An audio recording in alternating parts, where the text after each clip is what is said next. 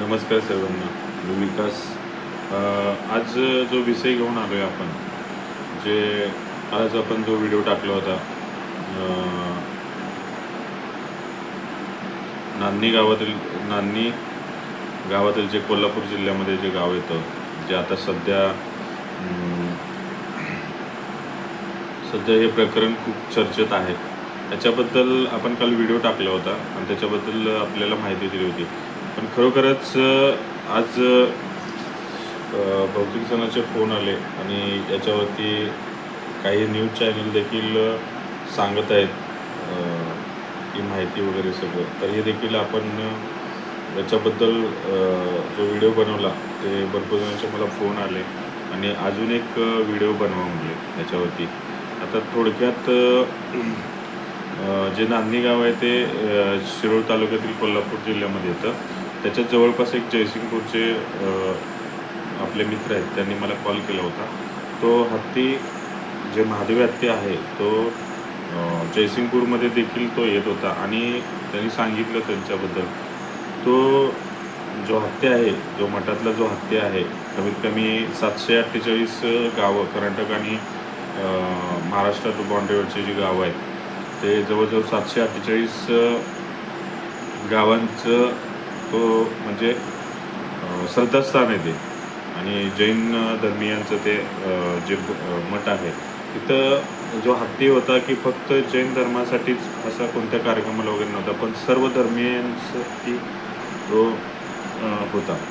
म्हणजे असं नको वाटायला की फक्त एका सामाजिक कुठल्या धर्मासाठी त्या हत्तीचं योगदान होतं. जी महादेवी आहे ते त्याचं ओळख नाव आहे, टोपण नाव महादेवी आणि त्याचं टोपण नाव माधुरी. ती एवढी लाडकी होती सर्वांची. त्यांनी सांगितलं की तुम्ही काय खायला दिलं किंवा काय म्हणजे देणगी वगैरे दिली ते असं डोक्यावरती हे ठेवायचे, आशीर्वाद द्यायचे. म्हणजे आत्ता खरोखरच आपण बघतोय की नेमकं असं वाटतं की हत्तीबद्दल एवढी लोकं म्हणजे काय एकत्र आलेत. खरोखरच ते महादेव हत्तीला देखील खूप वाईट वाटत असेल, थोडं वेगळं वाटत असेल. पण खरोखरच मी ऐकलं त्यांच्याबद्दल आणि मला खूप वाईट वाटलं.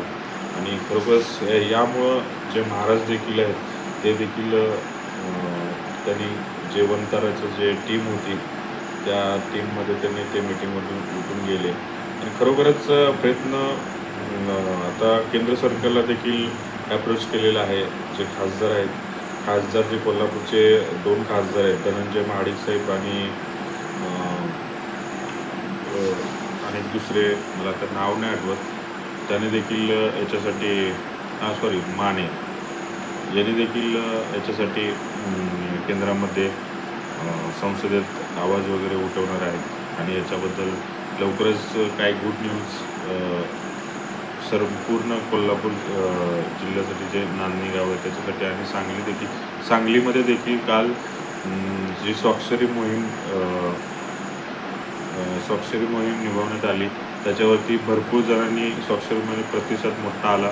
आणि जे काय भाजपचे जे पृथ्वीराज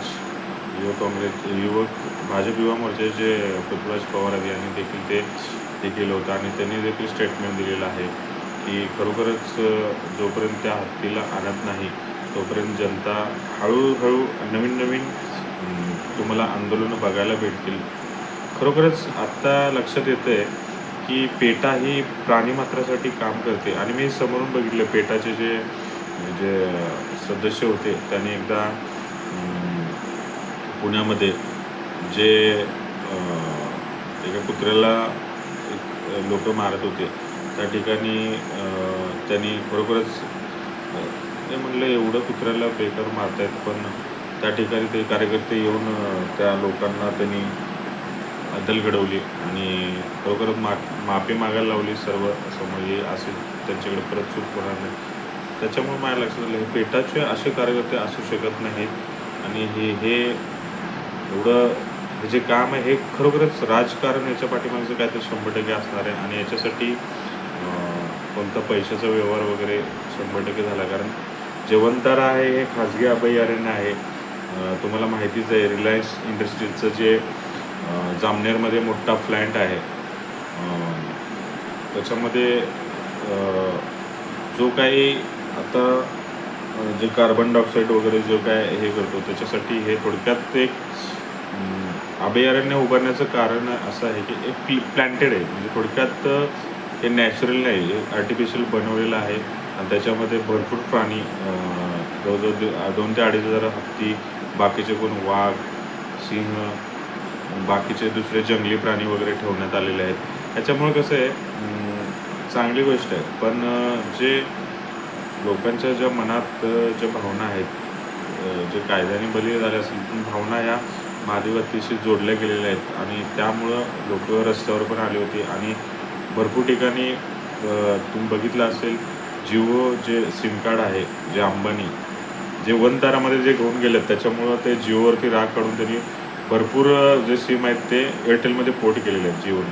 कमीत कमी आत्ता मला माहितीनुसार कालच्या 1 ते 1.5 लाख सिम जवळजवळ कोल्हापूर जिल्ह्यातून म्हणजे एअरटेलमध्ये पोर्ट करण्यात आले आणि एअरटेलने देखील नवीन नवीन ऑफर ठेवल्यात. त्याच्यामुळं हा काय म्हणजे हा राग आहे लोकांच्या मनात आणि ते लोक दाखवत आहेत आणि खरोखरच आत्ता देखील ही गोष्ट अंबानी यांच्यापर्यंत पोचली पण असेल आणि त्यांची टीम आहेत वनताराची आणि खरोखरच मनावर घेऊन लोकांच्या भावनेचा आदर करून महादेवी हत्तीनीला परत त्या मठामध्ये देण्याची तयारी दाखवली पाहिजे. कसं आहे, भले तुम्ही तुमच्या स्वतःच्या फायद्यासाठी एखाद्या लोकांना